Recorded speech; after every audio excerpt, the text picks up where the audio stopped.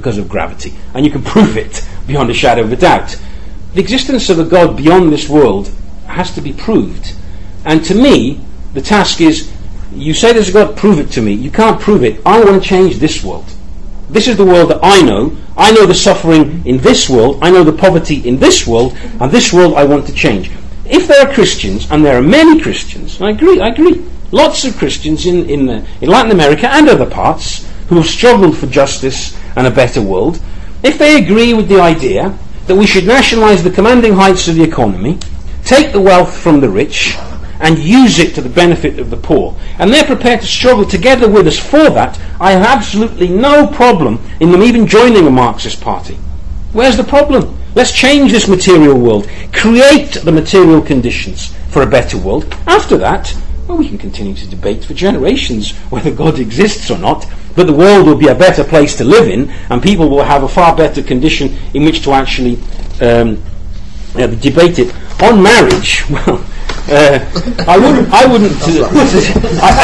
You say it's a dedicated socialist, but it must be a rather strange kind of socialism which says you should only marry socialist women, and then he complains that they're all a bit butch. I mean, that's the limit. Not my experience, by the way. It's not about being in some kind of socialist sect. You know, people marry whoever they want to marry, or not marry, or live together, or whatever. It's not about that.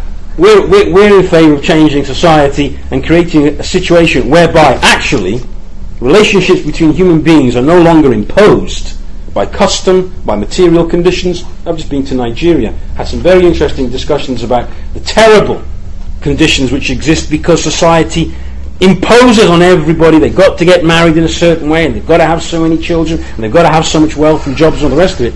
A terribly oppressive place. I would like to have a society where the men and the women are completely free from material constraint to live together, to marry or not marry freely, and not worry about what happens to the house and what happens to the kids and what happens to the money and all the rest of it. That's the problem in this society. There's another thing. The question of, I've got to go very, very quick, and I just want to finish, and I don't want to do an injustice in time, but the question of faith, that's something I find very difficult to argue with. Because faith is not about rational thinking of what this or that exists. I have it with my mother. I've argued with her all my life. She believes, and there's no way you're going to stop her from believing.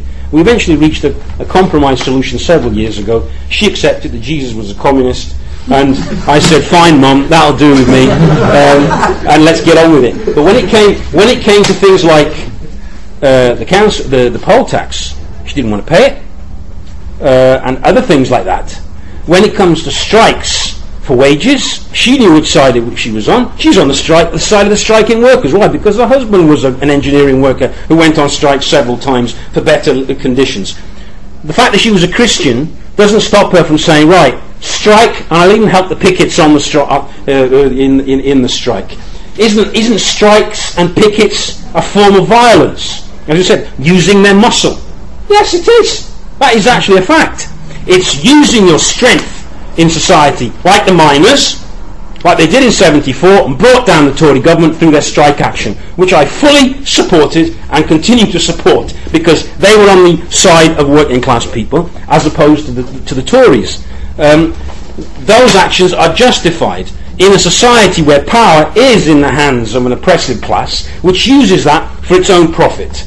We say take the power away from these people and not put it in the hands of some small minority. There's this myth that communism is about, you take away capitalism and you have this little clique of, this plot of communists. We want a society which is completely and utterly democratic, where we don't just vote once every 5 years for whether you want the blue Tories or the red Tories or the yellow Tories to govern you, but if they're going to build a power plant next to your house, you have a right to say whether it's going to happen or not. That's genuine democracy. It doesn't happen today. Marxists have enormous confidence in the ability of human beings to be fully rational and not bounded. We said that God gave us free will. Well, I don't know why he did that, because he's so all-powerful and all-seeing. He should have seen the mess we were going to make by giving us that free will in the first place. Why didn't he program us differently to be genuine communists? He didn't, because I honestly believe it doesn't exist.